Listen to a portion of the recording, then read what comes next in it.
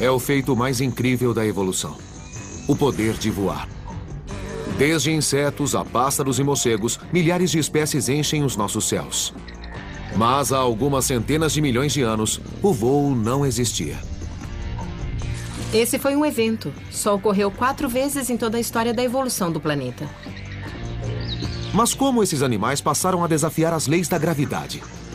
Como alçaram voo pela primeira vez? Evolução. A derradeira história da sobrevivência. Evolução. O reino animal contém milhões de espécies. E a mais veloz de todas é o falcão peregrino. Capaz de voar a mais de 320 km por hora, esse pássaro desce de uma altura de mais de 800 metros para atacar. Com uma precisão letal. A incrível velocidade do falcão peregrino e seu sucesso na arte da caça podem ser atribuídos a uma única coisa: a capacidade de voar. Embora os humanos sempre tenham sonhado em voar, esse traço evolutivo nos escapou. Contudo, incrivelmente, mais de 3/4 dos animais terrestres são capazes de voar. Desde borboletas a pássaros e de besouros a morcegos. Todos esses organismos muito diferentes desenvolveram o complexo mecanismo de decolar e permanecer no ar. O voo acontece quando o animal tem sustentação e empuxo suficientes para mover seu corpo pelo ar e para mantê-lo lá em cima. Mas que forças levaram ao desenvolvimento desse traço tão notável? Quando os primeiros animais ganharam o ar? E como desenvolveram a habilidade de desafiar as leis da gravidade? A centelha dessa mudança evolutiva extraordinária pode ser vista à nossa volta ainda hoje. Nos insetos. Por milhões e milhões de anos, nada podia voar. Então, se um pequeno invertebrado estava se deslocando pela floresta e queria encontrar alimento, tinha que subir até o topo de uma árvore, pegar a comida e então descer daquela árvore e subir em outra para pegar mais. Mas, de repente, alguma coisa aconteceu e os primeiros organismos voadores apareceram e uma vez que o voo se tornou parte da vida, ele acabou mudando tudo. Os registros fósseis mostram que o voo dos insetos aconteceu repentinamente, há cerca de 350 milhões de anos. Mutações e a seleção natural produziram as primeiras espécies com asas capazes de erguê-los no ar. Esse acidente evolutivo aleatório agora pode ser visto na anatomia de mais de 1 milhão de insetos. Suas asas evoluíram até ficar parecidas com lâminas longas e curvadas, como dos helicópteros, e sua superfície não é plana. Portanto, são altamente maneáveis em espaços apertados, para que possam encontrar comida e fugir dos predadores com facilidade. Os insetos voam muito bem. Eles podem planar, podem voar rápido, voar para trás, podem fazer curvas bem fechadas e podem voar muito alto. E eles se aproveitaram disso para preencher todos os diferentes nichos do mundo. Embora os insetos tenham sido os primeiros animais a voar, eles não seriam os últimos. Para voar, além de ser preciso decolar, uma vez no ar, o animal tem de ser capaz de absorver grandes quantidades de energia e oxigênio para poder se deslocar pelo céu.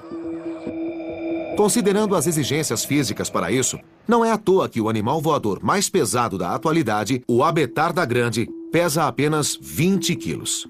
Se você observar pássaros de diferentes tamanhos, especialmente na hora de tentar decolar do solo, a primeira coisa que percebemos é que os pássaros grandes têm dificuldade para sair do chão. Mas um dos primeiros animais a voar infringiria todas as regras evolutivas em relação ao tamanho. O primeiro grupo de vertebrados voadores produziria o maior animal voador de todos os tempos. Um pterossauro de 200 quilos, chamado Quetzalcoatlus. Este é o Quetzalcoatlus, o maior animal voador de todos os tempos, com uma envergadura de cerca de 10,5 metros. E esse animal sobrevoava o oeste da América do Norte. Com as asas totalmente abertas, sua envergadura equivalia a 3 carros estacionados, um diante do outro. Imagine essa coisa vindo para cima de você. O pterossauro tinha a cabeça grande e pontuda, do tamanho de um humano, e quando de pé, no solo, era mais alto do que uma girafa. 4 vezes o tamanho de qualquer animal voador atual, ele era uma anomalia da evolução. Mas quais pressões ecológicas levaram esses animais enormes para o céu? E como isso foi fisicamente possível? Pesando centenas de quilos, parece improvável que, apesar de suas asas enormes, ele pudesse ter gerado força suficiente para fazê-lo decolar. Os pterossauros viveram há 220 milhões de anos e foram os primeiros vertebrados a desenvolverem a capacidade de bater as asas. Seu nome vem do grego pterossauro, que significa lagarto alado. Diferentemente dos pássaros, esses primeiros vertebrados voadores não tinham penas, mas sim uma pele esticada entre seus dedos mínimos até suas costas, formando uma asa. O primeiro grupo de vertebrados a voar, a desenvolver esse traço, foram os pterossauros. Eles são parentes próximos dos dinossauros, mas eles mesmos não são dinossauros. O mundo do pterossauro era muito diferente daquele de hoje. Os dinossauros eram mais altos do que as copas das árvores e, mais abaixo, milhões de insetos voavam em volta de seus pés, juntamente com centenas de espécies de répteis, todos competindo por recursos e alimento. A habilidade de voar abriu numerosas possibilidades ecológicas para os pterossauros. Uma das primeiras, provavelmente, foi a habilidade de pegar insetos voadores no ar. Então, como eles podiam voar, perseguiam insetos voadores, os agarravam e comiam. Os pterossauros também exploravam os oceanos e lagos como fonte de alimento. Eles voavam por sobre a água, dando rasantes para pegar peixes. E estar no ar também dava a eles a vantagem para encontrar animais mortos e comê-los. Novas fontes de alimento explicam o desejo de querer alçar voo. Mas como esses gigantes de 200 quilos chegavam lá em cima? Como um animal desse tamanho decolava e permanecia no ar tem sido um mistério desde a sua descoberta.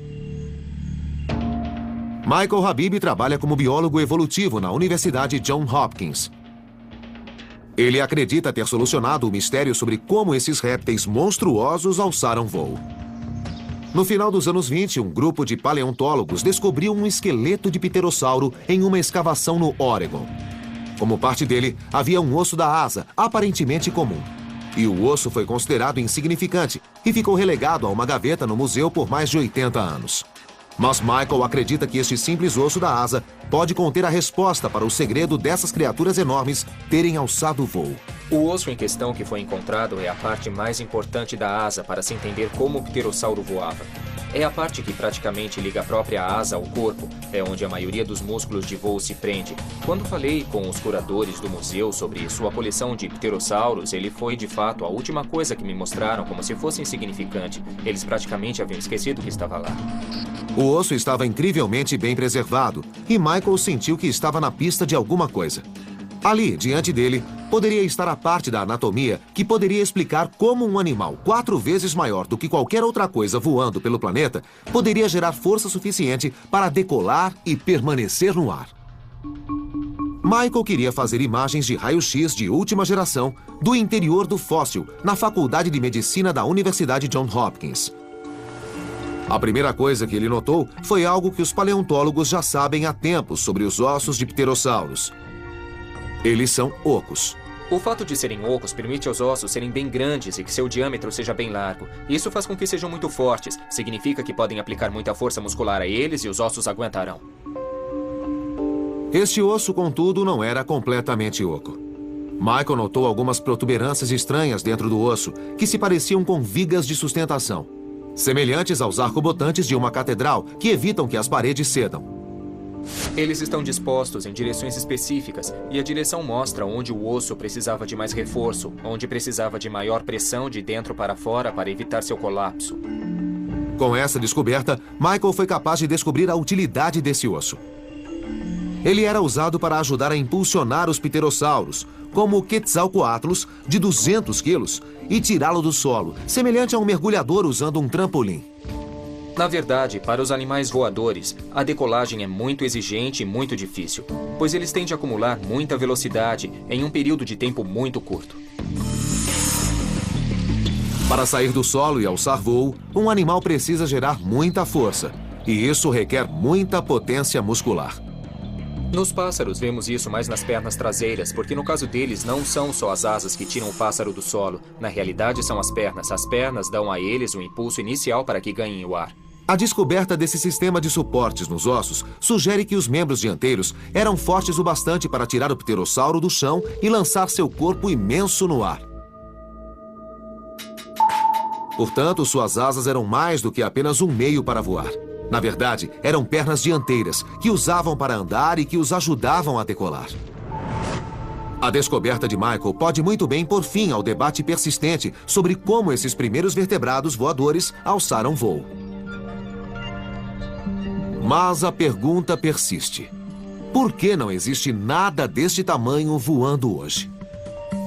A resposta pode ser o próprio tamanho desses animais. Animais grandes precisam de mais comida para se sustentar, e em épocas de dificuldade ou catástrofe ambiental, animais como esse, o pterossauro, que tem uma envergadura de 10,5 metros, teriam muito mais problemas para se alimentar do que um pássaro da fração de seu tamanho.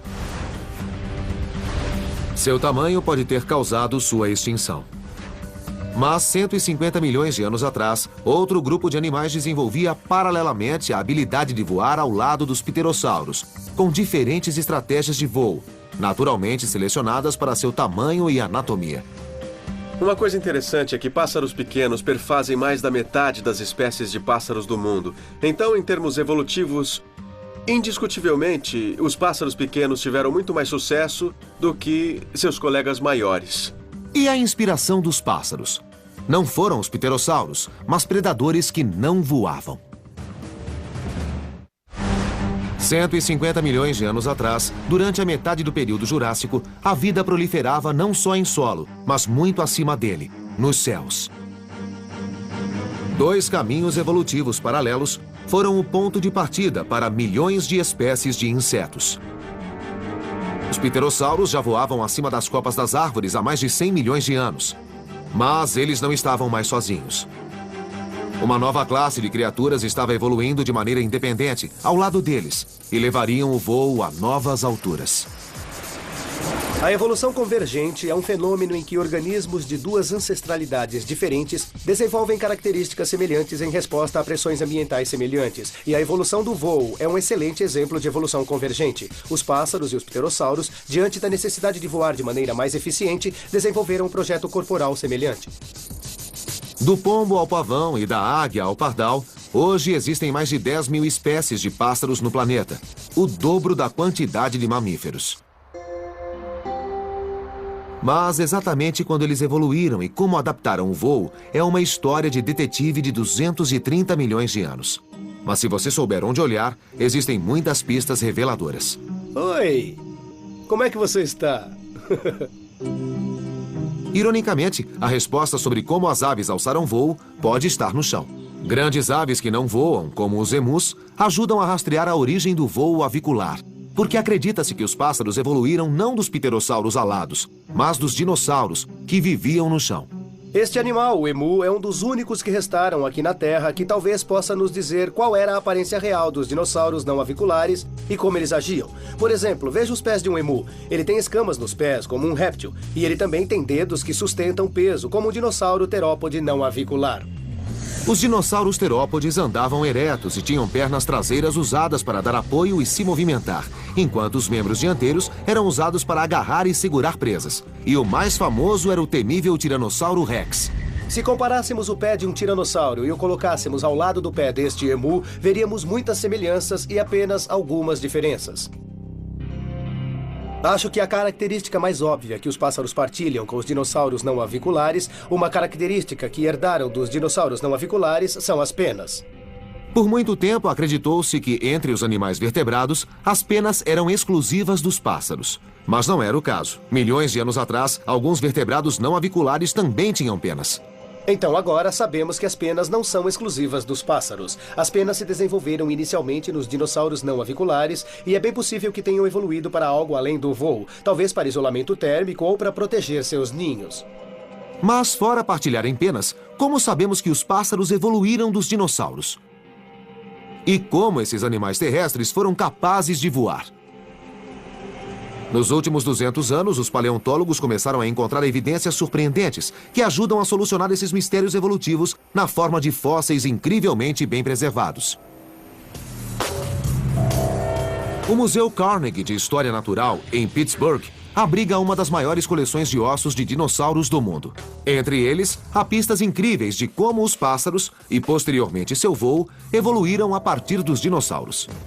Isto é um molde de Archaeopteryx, e quando ele foi descoberto, muito mais de um século atrás, deixou os cientistas pasmos, porque o fóssil tem uma mistura de características costumeiramente associadas a répteis e que também são associadas a pássaros.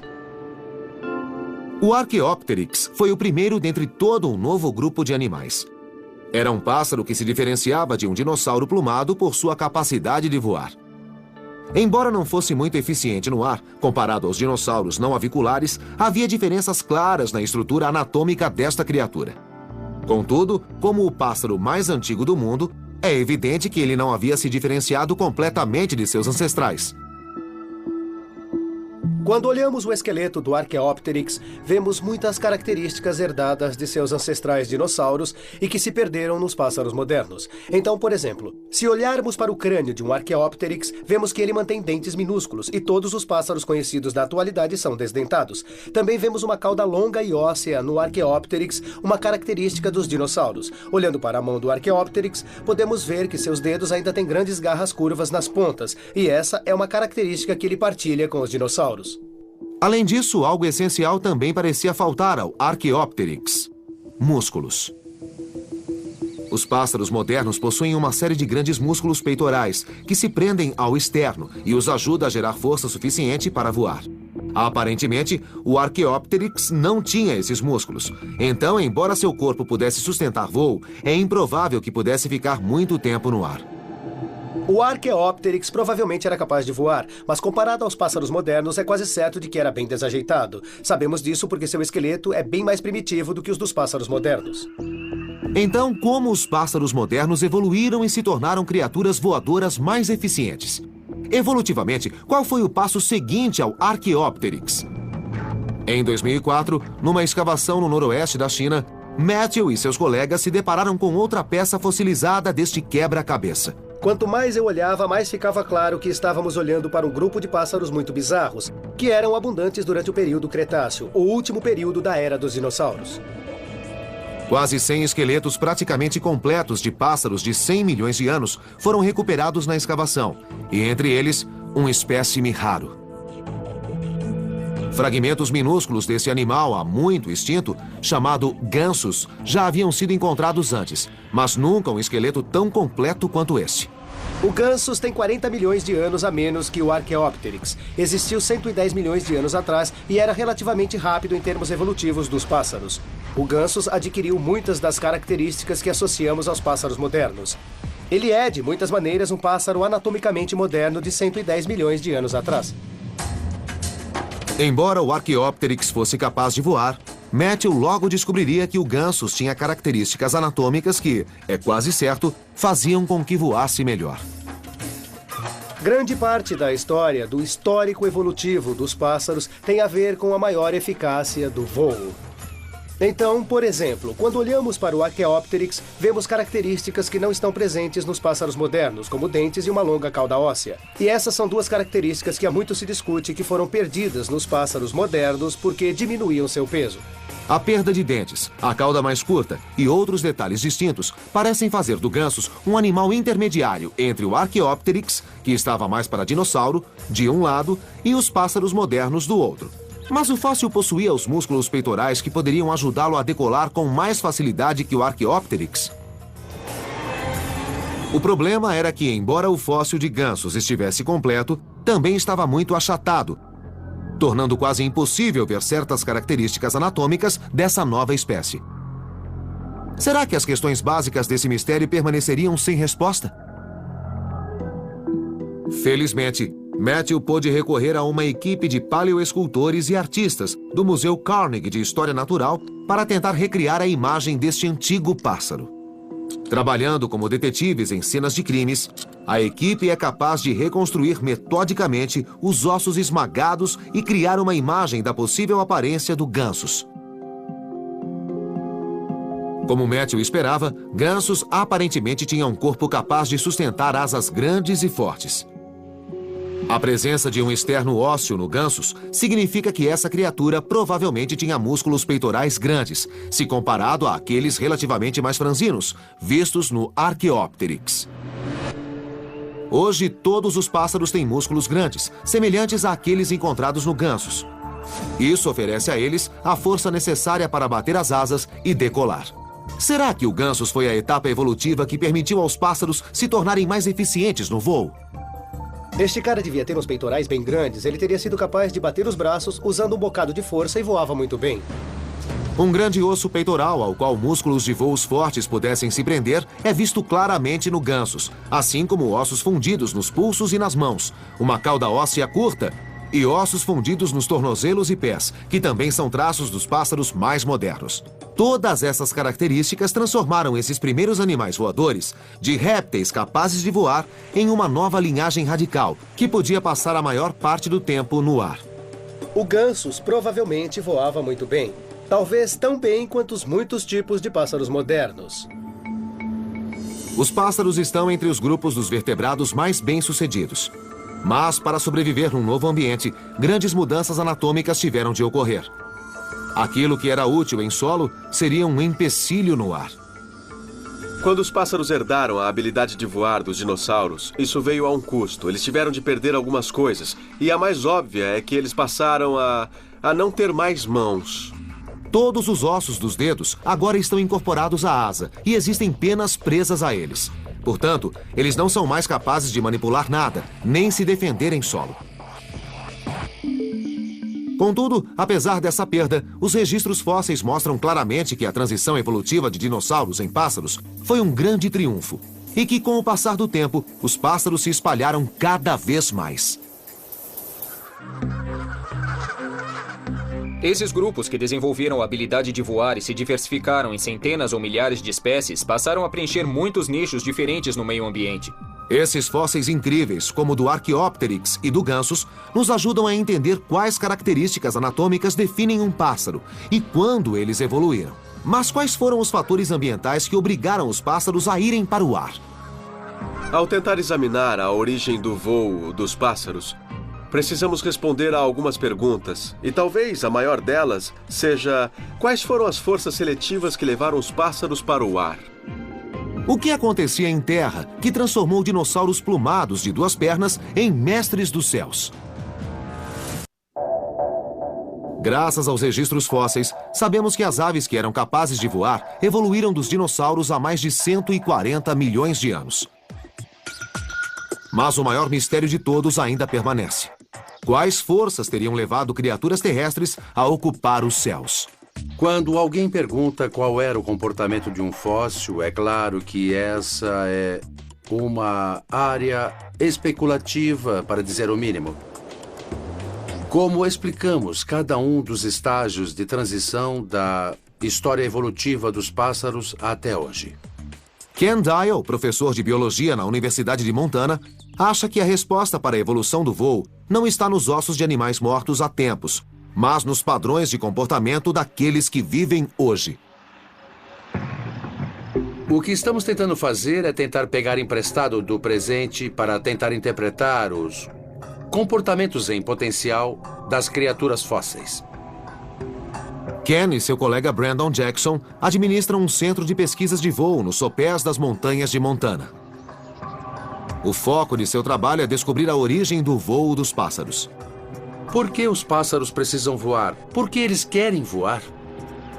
Ken acredita que, de início, os pássaros voavam devagar.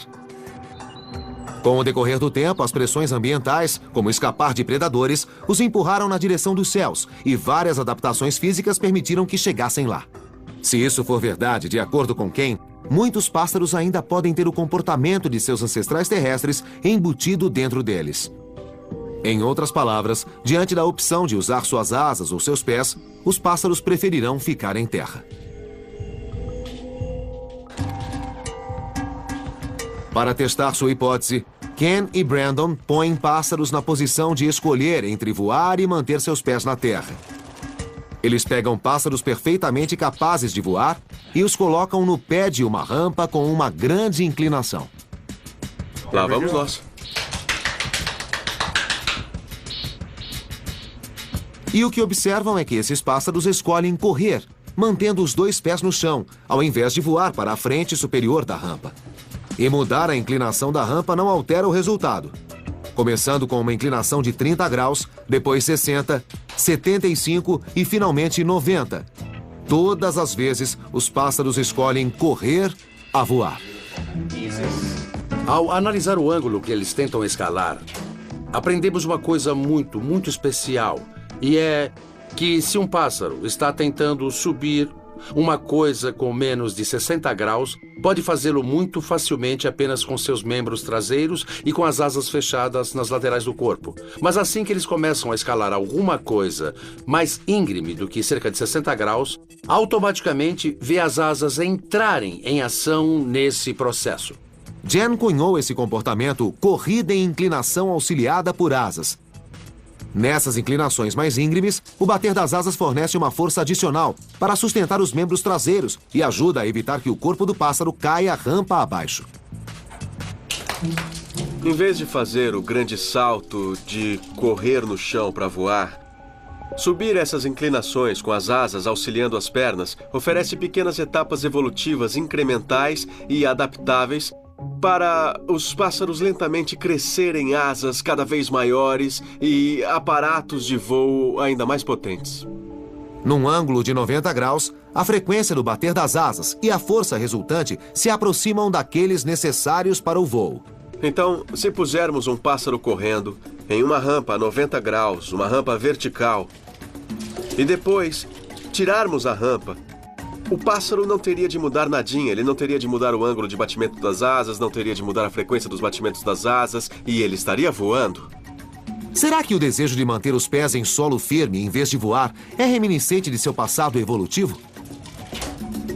Nós achamos que eles têm isso embutido em seus circuitos neurais, que se os seus pés estão tocando a rampa, eles têm de subi-la correndo.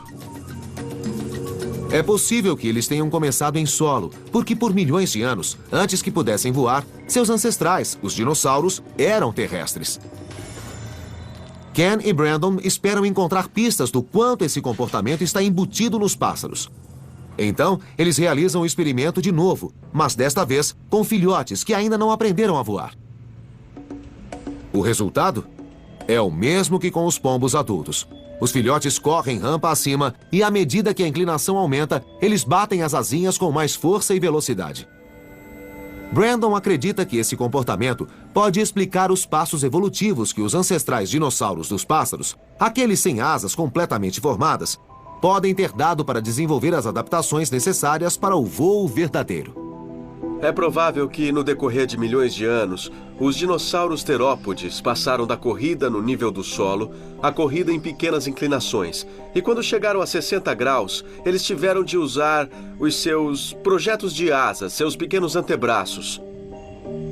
E com o decorrer de milhões de anos mais, eles passaram a ser capazes de subir 60 graus, a ser capazes de subir 70, e então 80 graus, e então finalmente na vertical.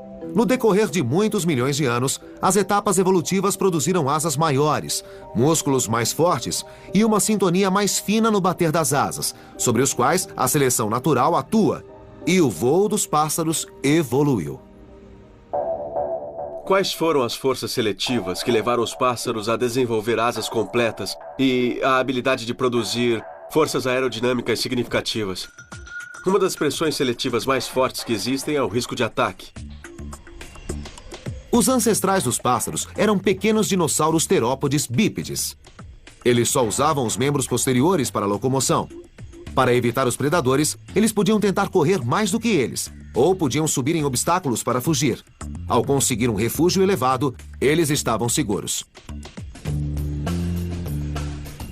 Com o passar do tempo, a perseguição do predador à presa ficou mais intensa. E para fugir, esses pequenos terópodes tiveram de desenvolver a habilidade de subir inclinações cada vez mais íngremes para fugir, até terem a potência necessária para voar. Uma vez no ar, longe dos predadores abaixo deles, os pássaros também podiam aproveitar outros benefícios, como fontes de alimento mais diversificadas e prontamente disponíveis. O voo permite que os pássaros explorem nichos que os animais que não voam não podem explorar. A habilidade de pairar sobre uma pradaria e caçar pequenos roedores, como os falcões e as águias fazem, só está disponível como nicho para os animais que voam. O experimento de Ken pode finalmente ter provado como e por que os pássaros começaram a voar. Mas como eles desafiam as leis da gravidade e permanecem no ar? Os pássaros tinham evoluído e alçado o voo. Mas a pergunta permanece. Como eles aparentemente desafiam as leis da gravidade e permanecem no ar? A resposta simples parece sugerir que é batendo as asas. Mas o processo evolutivo que permitiu aos pássaros serem bem-sucedidos nos céus exigiria uma série de adaptações físicas singulares. Os insetos, os primeiros animais a voar, são muito leves. Portanto, não requerem muita energia para permanecer no ar. E, diferentemente dos pássaros, eles não ficam no ar por períodos prolongados. Os vertebrados voadores, como os pássaros, são maiores e precisam de grandes quantidades de energia para poder produzir as forças aerodinâmicas necessárias para impulsioná-los para frente. E para os pássaros, o motor principal para produzir essas forças são suas asas. Em um avião, você tem um motor e uma asa, e o motor produz forças para superar o arrasto, e a asa produz forças para superar a gravidade. Mas em um pássaro, a asa produz tanto empuxo como sustentação. Evolutivamente, os pássaros têm as características físicas perfeitas para a vida nos céus. Suas asas são naturalmente curvas em cima e relativamente planas embaixo. A sustentação é criada pelo ar fluindo mais rápido por cima, fazendo com que ele seja puxado para cima, assim como a pressão adicional exercida na parte de baixo da asa. E quando batem as asas, eles geram força suficiente para se deslocar pelo céu e não apenas planar. Os pássaros produzem todas as forças aerodinâmicas necessárias no movimento descendente. Então eles movem as asas a partir da parte superior do corpo, usando seus músculos peitorais para forçar a asa para baixo. Isso produz toda a sustentação e todo o empuxo. 95% da força necessária para o movimento descendente da asa vem de um único músculo, o músculo peitoral. Em média, cerca de 1/5 da massa corporal de um pássaro é devotada a este músculo principal, que permite o voo. À medida que esse músculo evoluiu e ficou maior, foi capaz de gerar ainda mais energia e fazer com que os pássaros voassem ainda melhor. E para o voo dos pássaros, a direção também é crucial. Os pássaros têm a habilidade única de sempre saber o que está para cima e o que está para baixo, enquanto se deslocam pelo ar, especialmente quando estão fazendo curvas.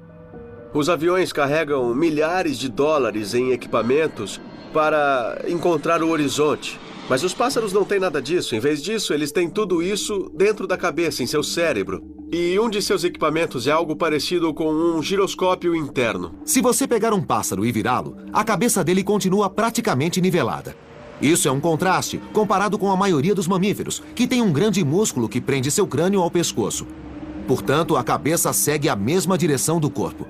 Quando os pássaros viram, esse movimento envolve o corpo e eles têm de manter a cabeça perfeitamente alinhada para não perder a localização do chão. Mas outro avanço pode ter sido mais crucial para a evolução da capacidade de voo nos pássaros. O segredo para o sucesso de praticamente todos os animais terrestres é a capacidade de processar oxigênio. Para ter energia necessária para voar, os pássaros utilizam o oxigênio de uma maneira revolucionária. O problema é que eles têm que ingerir quantidades enormes de energia e oxigênio. O segredo está na estrutura interna dos pássaros. Eles, como os pterossauros, têm ossos ocos, que se ligam a sacos cheios de ar. Esses ossos pneumáticos dentro do esqueleto são indicativos da presença de um sistema de saco alveolar. Um sistema de saco alveolar existe lá para fornecer o oxigênio exigido para o voo. Mas o que é um sistema de saco alveolar? E como ele funciona? Leon Claessens, um paleontólogo de vertebrados do College of the Holy Cross, estuda esse sistema complexo em várias espécies de pássaros. Diferentemente dos pulmões dos mamíferos, que se expandem e contraem quando inalamos e exalamos, os pulmões dos pássaros têm um tamanho fixo. Seu volume nunca se altera quando o ar fresco, rico em oxigênio, é inalado e o ar usado, rico em dióxido de carbono, é exalado.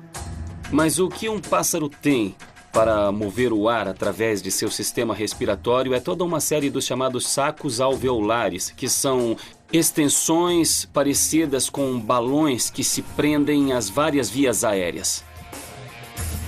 Passando o ar entre vários sacos alveolares, os pássaros são capazes de manter um fluxo de ar altamente eficiente através de seus pulmões, continuamente extraindo o oxigênio dos pulmões do ar armazenado nesses sacos, tanto quando inalam como quando exalam.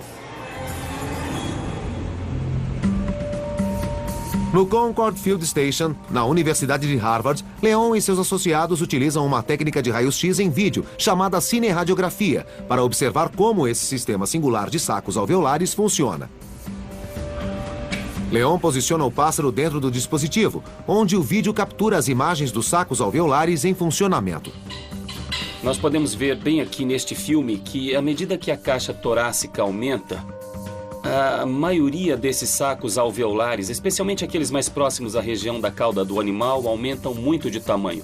Esses sacos alveolares permitem ao animal movimentar o ar constantemente, conforme e quando ele é necessário, e oferece a eles um dispositivo respiratório altamente eficiente, que é exclusivo dos pássaros. Dá para ver bem aqui, com a anatomia em ação do animal.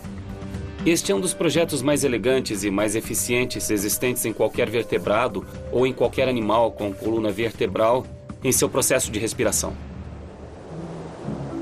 Hoje, todos os pássaros possuem sacos alveolares e há evidências de que estavam presentes em alguns dinossauros. Portanto, eles devem ter evoluído muito antes dos pássaros ganharem os céus. Nos dinossauros grandes, como o tiranossauro, temos evidências da presença de sacos alveolares, pois existem aberturas em ossos, onde parte desses sacos alveolares invadiram os ossos. A anatomia que já havia evoluído em dinossauros que corriam pelo chão, como sacos alveolares e penas, receberam uma sintonia fina da seleção natural para produzir animais que voavam muito bem. Essa anatomia singular abriria caminho para 10 mil espécies de pássaros povoarem todos os continentes da Terra. Mas há 55 milhões de anos, um grupo de mamíferos, sem nenhuma das características dos pássaros, estava para conquistar os céus de uma maneira completamente diferente.